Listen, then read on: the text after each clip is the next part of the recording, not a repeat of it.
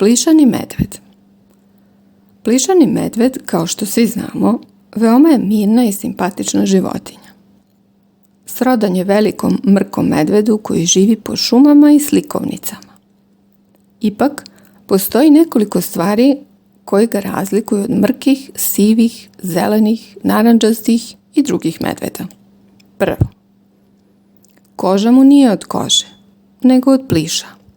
Drugo, ne jede medveđu hranu, nego u stvari ne jede ništa. Treće, ne druži se sa vukovima i jazavcima, nego sa lutkama, pajacima, olovnim vojnicima, a najviše sa decom. Međutim, pošto krv nije voda, plišani medvedi redovno obilaze svoje šumske rođake.